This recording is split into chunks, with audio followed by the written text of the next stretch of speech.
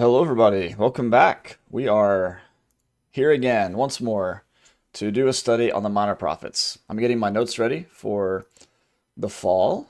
Here's what we got so far, just to kind of show you.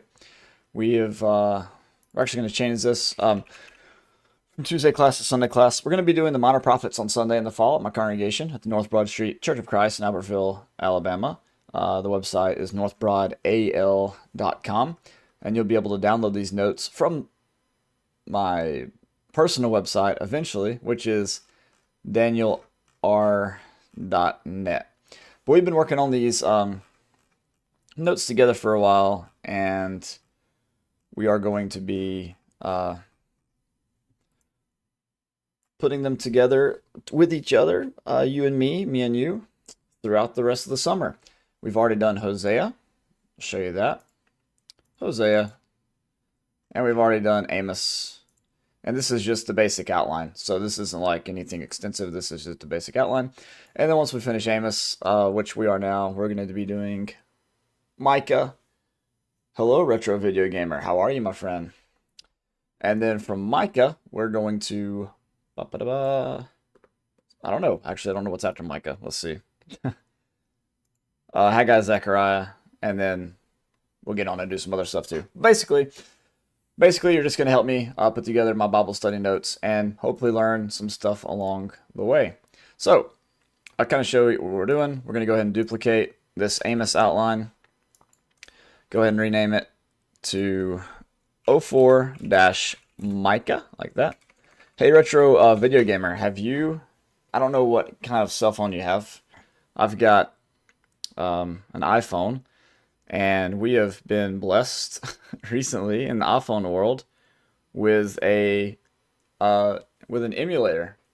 So like, for example, I've got GoldenEye. Let's see if it'll show up for you. Yeah, look at that. GoldenEye 007, which might not be considered retro, but it was one of the earlier games that I played. Well, I mean, Nintendo 64. Maybe not. I mean, the first game I ever played was probably Mega Man X on the Super Nintendo. But with my dad and my granddad, I'd play like older Nintendo stuff, right? But the console that was going on when I was born in 1993 was it was Super Nintendo. It's what when I was old enough to play games, it was Super Nintendo. So I was playing Mega Man X and Donkey Kong Country, Diddy Kong's Quest. Pitfall, all that kind of stuff. But yeah, you can download all those games now on your iPhone on the Delta app. It's pretty cool. I can actually teach you how to do it if you haven't figured it out already. I can teach you how and get you set up for that. Pretty neato. But I've been playing Pokemon while the kids are taking naps. So yeah, here we go. Micah. Let's go ahead and change the name to Micah. We'll delete all this stuff. Date of composition, we will need that, but we'll get it later. Historical circumstance. We got the audience, got the situation.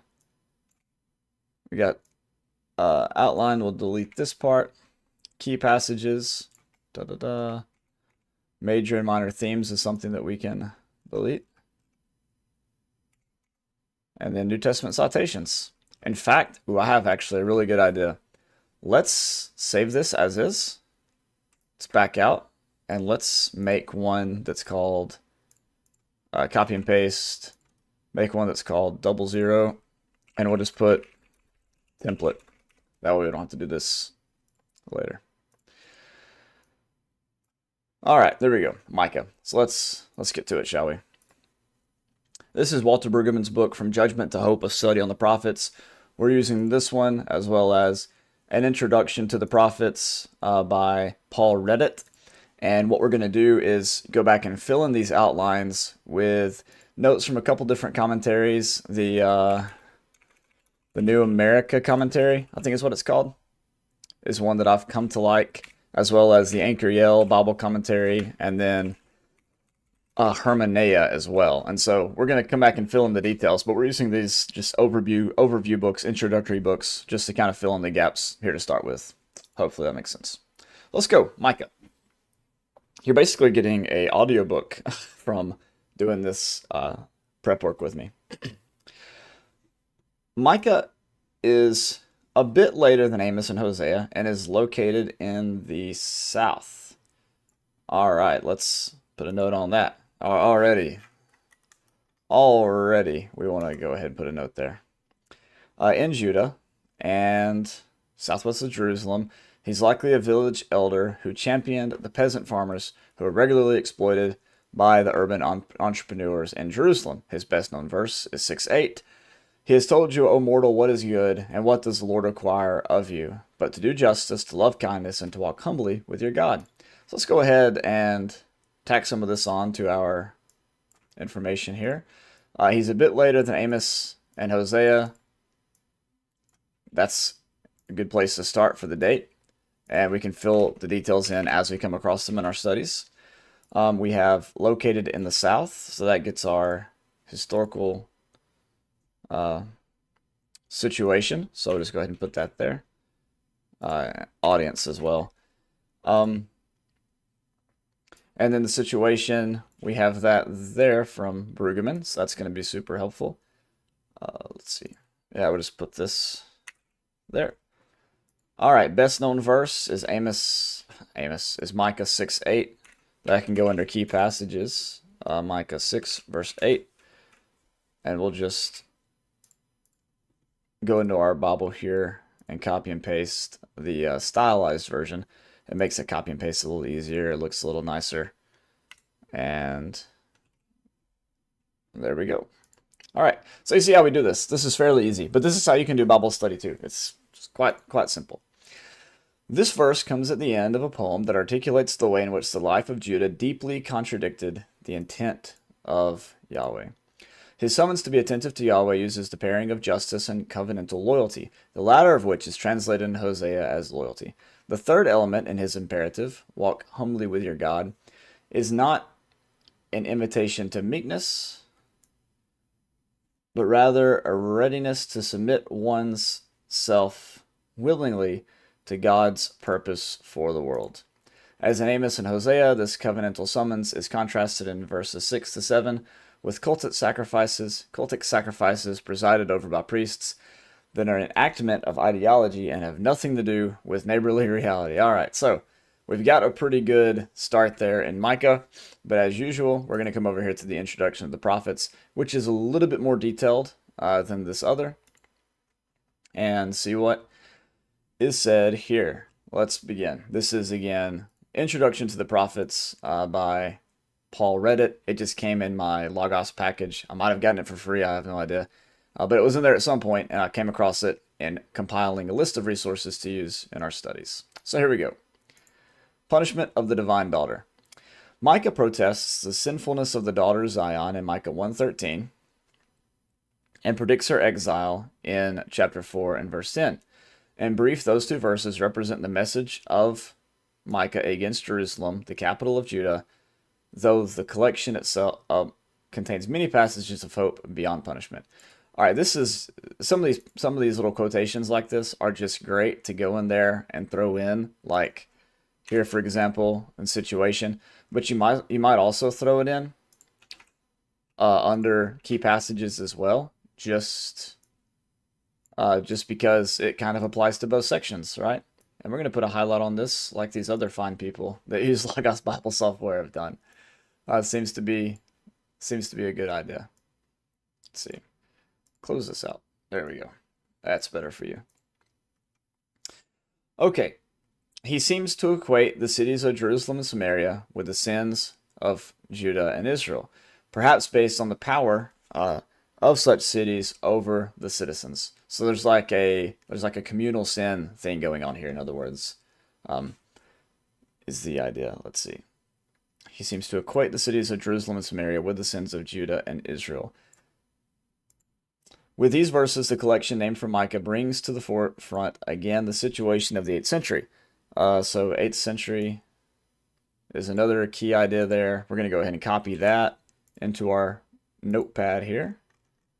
Put that under date of composition. Just keep it simple. Not only did Samaria fall to the Assyrians, bringing more strongly into focus the issue of God's forgiveness of Assyria. Hang on, let's read that again. Not only did Samaria fall to the Assyrians, bringing more strongly into focus the issue of God's forgiveness of Assyria, but Judah stood in danger of falling too. That she escaped destruction for the time being made it all the clearer that her future depended on her obedience to Yahweh. Continued sinfulness led ultimately to Judah's punishment, just as Micah warned. Yeah, this is all good. Okay, let's keep going. Actually, let's take a look at our notes and see if we've missed anything here. So we have key passages, but major and minor themes. You know, really, this seems to fit more in the major minor theme section. And we don't want to copy and paste it too many times because that can become a little bit clunky, but I'm going to stick it right there. There we go. And then also this thing about Assyria's forgiveness is really intriguing. I'm going to put that there just so I can do more research on that idea too. You see, this is what you do. You just compile the quotes and then you go back over it all later. It makes it really simple. All right. In fact, honestly, this quote is pretty good as well. So I'm just going to go throw it into the major and minor themes section too. Might as well, right? Introduction to the collection and its times. The place of the collection in the canon. Micah stands 6th in the 12 in the Masoretic text, but 3rd in the Septuagint. The arrangement of the Septuagint is actually easier to account for than that of the Masoretic text. Micah came 3rd because it derived from the 8th century. Its superscription names all these different kings. Let's keep going. In other words, by not mentioning Uzziah, the redactor of the four placed Micah chronologically after Amos and Hosea, which for our, let's see, where is it? For our Bible class, that's what we're going to do as well. We're going to keep them kind of going in the same order as they are historically. And then the three that are possibly out of order historically, or at least a date is not given within the text itself, like, hey, this book was written in the 3rd year of King Josiah or whatever, you know, we're gonna tack those at the end. So we're trying to keep a historical sort of triplet order as well. Okay, Micah's place in the Masoretic text highlights differences in editorial activity in both these different sources. Sweeney argues that the arrangement in the Septuagint is based on a concern to demonstrate that the experience of the northern kingdom of Israel in the Assyrian period provides the paradigm for the experience of Jerusalem and Judah in the Babylonian period and beyond. The order of the prior book of the four does just that. Hosea and Amos addressed to the north, followed by Micah and Zephaniah addressed to the south. The question then is whether in the assembling the precursors into the original form of the 12, the order of the four was disturbed. As we have seen in the previous 2 chapters, Sweeney argues that it was not, blah, blah, blah. Okay, we're kind of not really worried about this. All right. Micah shares the style of its superscription with Hosea, Amos, and Zephaniah. In Micah 5, verse 2 through 5a, it also shows affinity with Haggai and Zechariah 1 through 8 and hopes for a Davidic king. Like Joel, Jonah, Nahum, Micah employs the confession of faith about Yahweh from Exodus 34. And Micah also shares a prophecy of salvation, with Isaiah 2 through 4, a point dealt with in the discussion above. Those passages predict that in the future, soldiers will turn the weapons of war into agricultural implements. I'm just going to highlight this whole section because it kind of demonstrates intertextuality. And you know, if you follow this YouTube channel, we are all about some intertextuality. We love the way that Scripture interacts with itself. And so we're going to just highlight this whole section. I'm going to copy it as well into my notes, except for the very last paragraph. And let's see what's a good place to put it here. Let's see. A good place to put that would probably be under major and minor themes. Boom. There we go. The setting for the collection.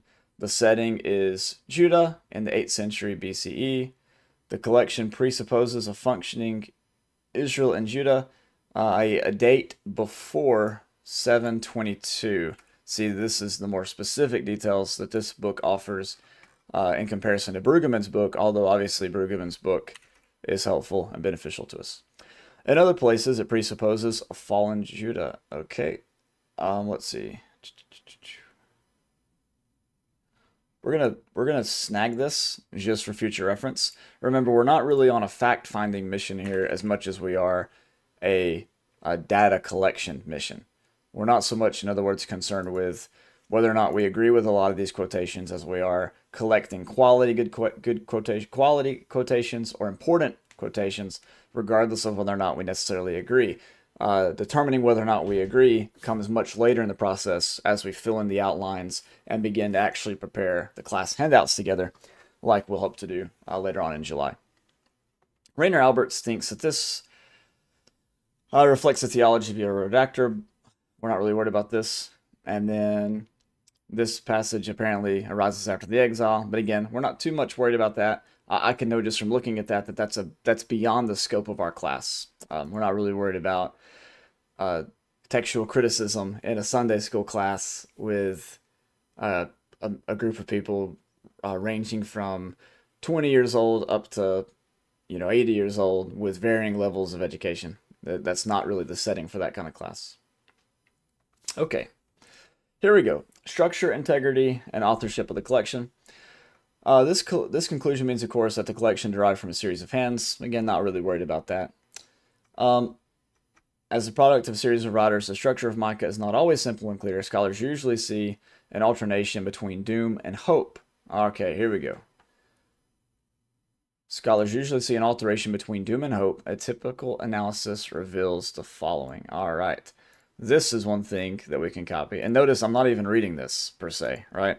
I'm just copying and pasting this bad boy because that's a lot of work. Let's see.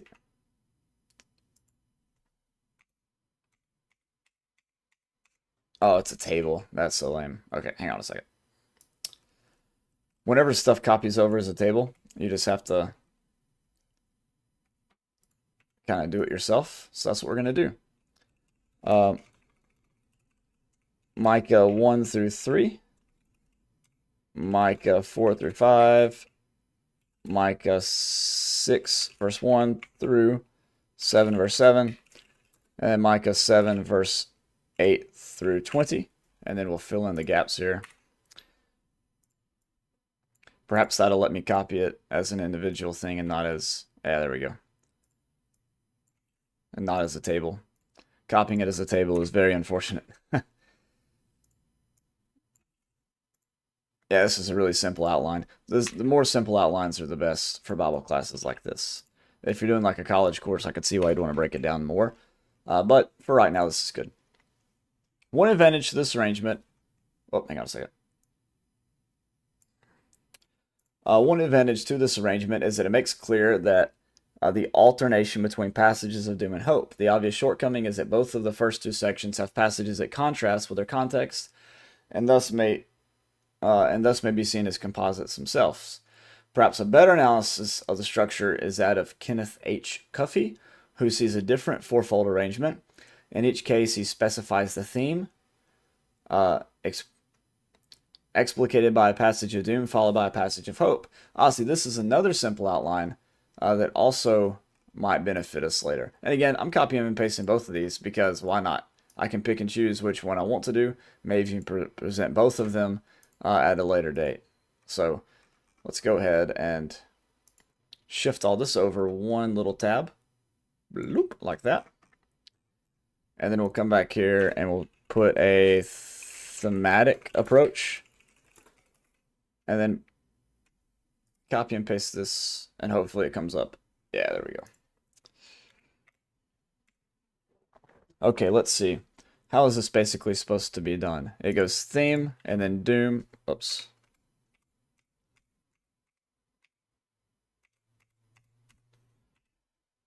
And then hope, like that. And then theme, and then doom, and then hope. Oh yeah, this is easy.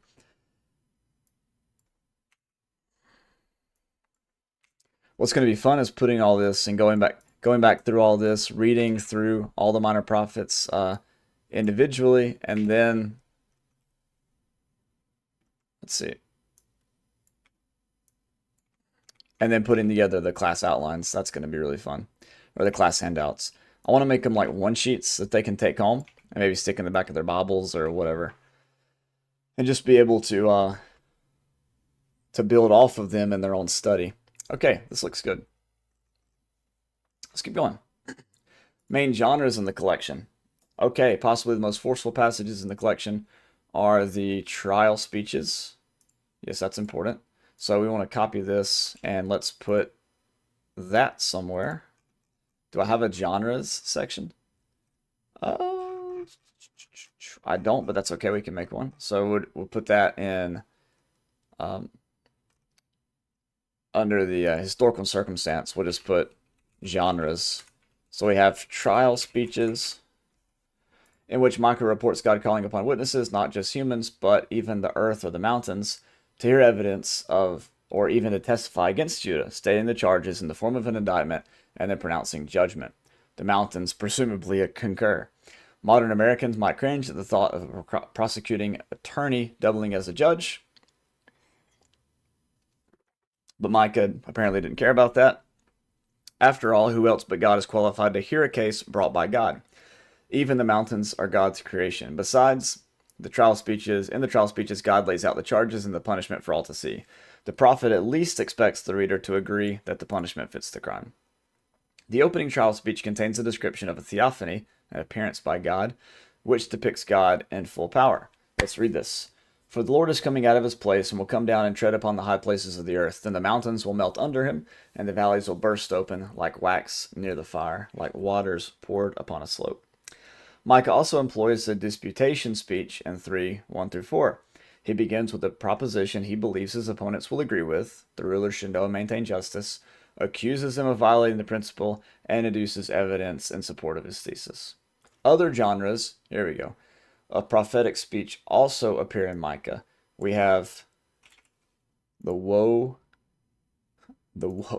prophecy, the woe oracle, combined with a prophecy of disaster. Pop that in there. The lament in 7:1-7.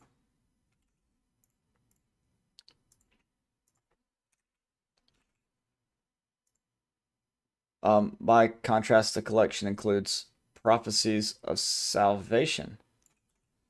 I'm going to stick those in there as well.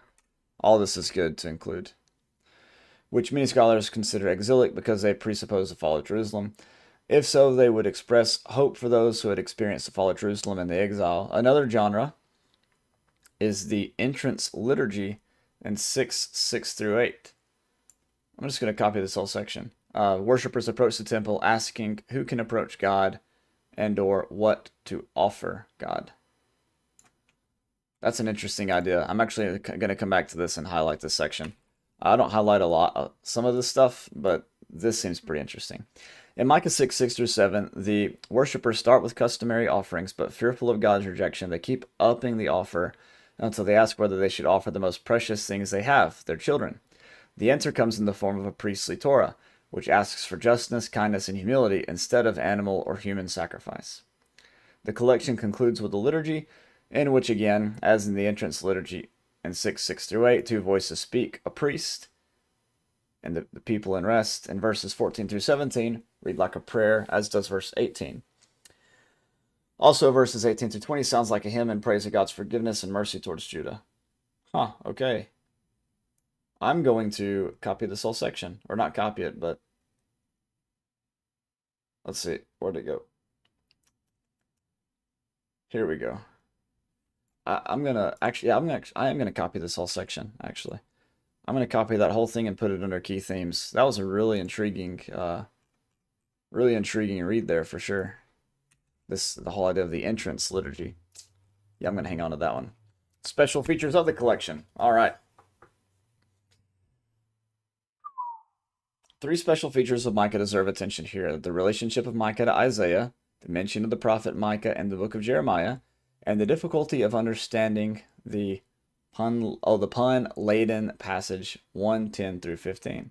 The relationship of Micah to Isaiah comes front and center in Micah 4:1-3, which appears almost word for word in Isaiah 2:2-4. The verses depict what might be called a messianic period, a time of peace and tranquility, but without a Messiah, a king. Further, Micah 4:5 resonates with Isaiah 2:5, though the verses are not identical. It would appear, therefore, that some borrowing took place. The relationship is further complicated by the similarity between Micah 4:4 and Zechariah 3:10, which itself reads like an addition to its context. All right, a lot of intertextuality study here, which is important. Micah is mentioned in Jeremiah 26:18. I'm going to copy that and put that into my, just inside the data compositions, or the data composition section. Sometimes that's pretty helpful. Let's see. Yeah, this is the only place in the latter prophets that one prophet is definitely mentioned in another prophet's work. How about that? Jeremiah 26 epitomizes the prophet's famous temple sermon and describes a violent reaction to it. Jeremiah was mobbed for what he said, then arrested. During the impromptu trial that followed, some of the elders cited the example of Micah, who also threatened Jerusalem by saying, Zion should be a plowed field, and Jerusalem heaps of rubble, and mountains, and the mountain of the house wooden ridges.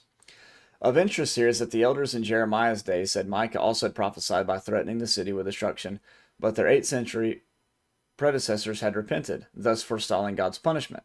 The narrative in Jeremiah supplies information found in Isaiah, but not in Micah, to explain what happened. King Hezekiah had repented, and God had spared the city.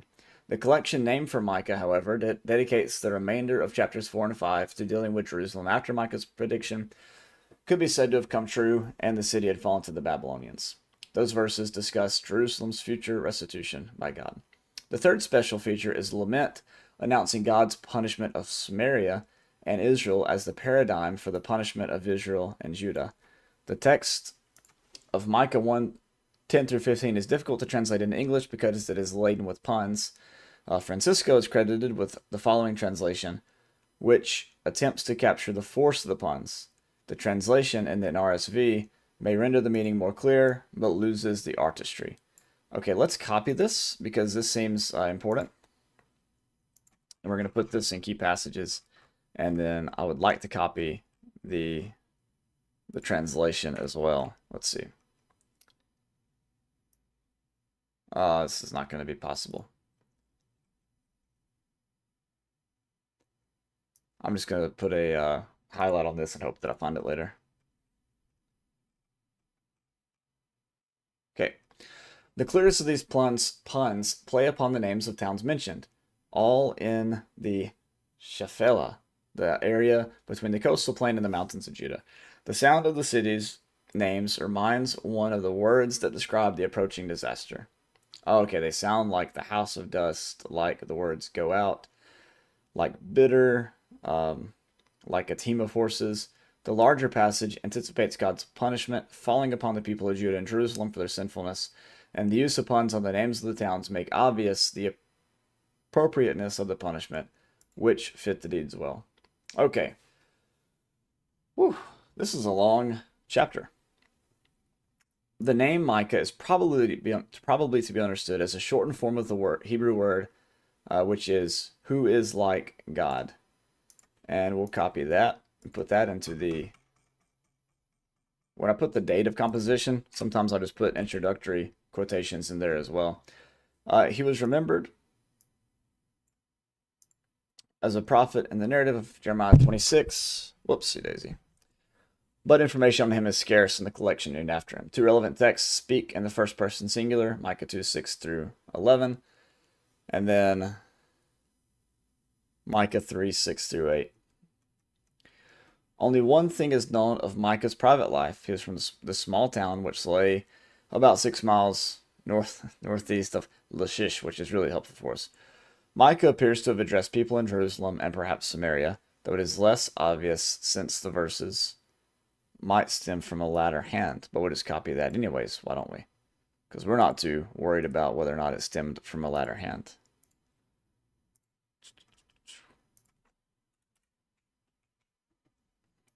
If we should imagine Micah traveling to Jerusalem with any frequency, that might suggest that he was at least a man of little means. On the other hand, he may have fled his home during the siege of the nearby city in 701 and waited out the conflict in Jerusalem, experiencing hardships at the hands of the city dwellers. Regardless, Micah determined to do battle against Jerusalem and its lords on behalf of the poor there and in Judah in general. Judging by Micah 3, he thought the urban leadership, including rulers, prophets, and even priests, were corrupt on the take for bribes.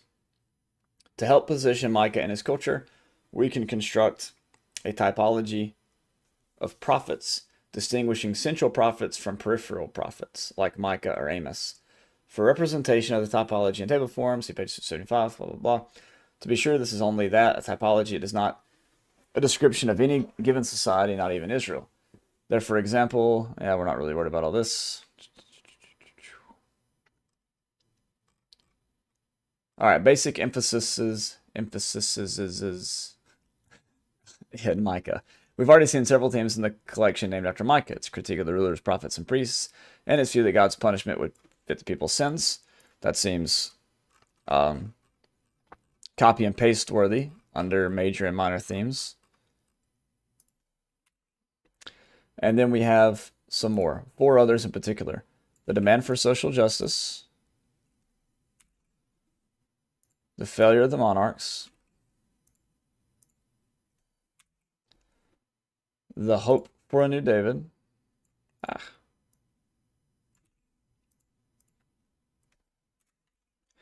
and the idea of a righteous, whoopsie daisy, the idea of a righteous remnant.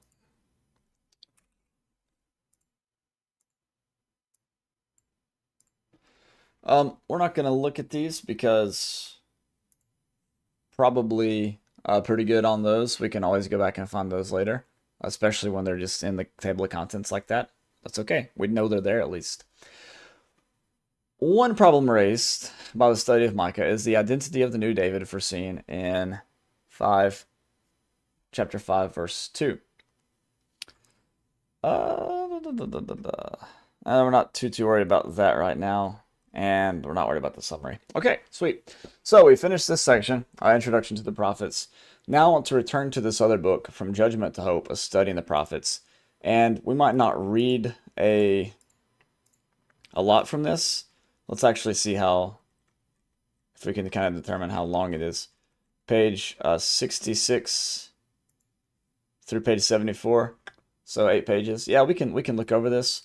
We're not going to spend too much time in this, but there might be some cool quotes to throw in here every now and then. So let's see. Save this. Exit out. Save that. That's good. And then there we go. So let's just read. This will mainly be highlighting, less copy and pasting, I think. These prophets, Amos, Hosea, and Micah, derive from somewhat different circles of tradition. Nonetheless, they all address a common socioeconomic reality. Our attention to accent points among these poets yields a cluster of familiar terms. Amos, justice and righteousness. Hosea, steadfast love and knowledge of God. Micah, justice and kindness.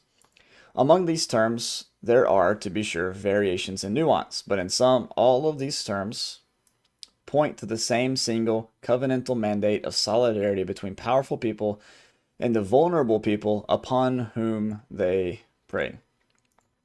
In self-justifying ideology, the privileged regard the vulnerable poor as if they were fitting material for exploitation and cheap labor. Against such a dominant economic assumption, the prophets urged an alternative practice that was grounded in neighbor solidarity. They spoke with zeal against the way their society was ordered. It was a society in which the powerful and the clever exploited every economic possibility against the vulnerable, so that the weaker members of the economy had no chance for well-being. Man, all this kind of sounds like familiar. It's weird. The exploiters were variously allied with and benefited from the governance of the elite, the kings, the priests, and scribes. Thus Amos collided with the high priest of Bethel. Hosea warns against the hierarchy of power that was not authorized by Yahweh. They made kings, but not through me. They set up princes, but without my knowledge. With their silver and gold, they made their idols for their own destruction. And Micah assaults the acquisitiveness of his contemporaries. Am I saying that right? All of this will come to a sorry end. Most poignant is this critique by Micah of the elites who exploit. Hear this, you rulers of the house of Jacob, and chiefs of the house of Israel, who abhor justice and pervert all equity, who build Zion with blood and Jerusalem with wrong. Its rulers give judgment for a bribe, its priests teach for a price, its prophets give oracles for money. Yet they lean upon the Lord and say, surely the Lord is with us, no harm will come upon us. The future holds no good for them, he asserts. Therefore, because of you, Zion will be plowed as a field, Jerusalem will become a heap of ruins, and the mountain of a house a wooded height. This latter verse is of special importance because it is quoted a century later in defense of Jeremiah, who had critiqued the Jerusalem establishment. The text serves to authorize and legitimize criticism of the Jerusalem establishment that is, in Yahwistic perception, not immune to criticism. The message for today. This ought to be good. It is our wont to read the prophetic texts more than any other biblical text as contemporary to our own time, place, and circumstance. It is important to remember that these are ancient texts that cannot easily be read in contemporary ways, but such texts do indeed feed our imagination and sometimes embolden us in our own social circumstance. In the instances I have cited from these three major minors, we may participate in a second wave of prophetic imagination. The first level of such imagination is that these poets imagine that their particular social contexts were answerable to the will of a conventional God, of the covenantal God, rather. This was itself a major act of imagination that violated the more pragmatic assumptions of the money men who dominated that urban culture. They imagined that the economy was answerable to God. Our appropriation of these texts for our own circumstance requires a second act of prophetic imagination, whereby the imaginations of these ancient texts speak an important word in our midst. There is no doubt that our political economy is quite like that found by the prophets, only on a larger scale. On that larger scale, we can readily identify a political economy that exploits the economically vulnerable. This is accomplished legally through manipulation of tax and credit laws, deregulation of protective measures, maintenance of an unlivable minimum wage, not to mention wage theft, and the endless circles of advantage whereby the well-connected prosper at the expense of everyone else. Therefore, prophetic imagination requires an acute social analysis, and this exactly in a privileged, entitled community of well-off that is so fully conformed to the tune of civil religion that it willfully lacks the categories of such social analysis. Now as then, prophetic imagination is to see our present power arrangements and practices, work against neighborly well-being. But prophetic imagination, as exhibited by these three major minors, not only offers social analysis, it also has two other truths as well. One is to connect the outcome of such predatory gain to the rule of Yahweh. These prophets are not predictors, but they can anticipate that no good can finally come from such policies and practices. Why is Logos messing up on me today? They are certain that a sorry end is in store for such a society that violates the wills and purposes of God. Amos, therefore, can lament an end that is sure to come for such a societal arrangement. La la la la la. These prophetic scenarios run well ahead of the facts on the ground, but the prophets know, given their focus on covenantal reality, that the purposes of God cannot be outflanked, not even by the clever and powerful. The other truth of prophetic imagination that continues to be operative is the envisioning of an alternative alignment of the political economy.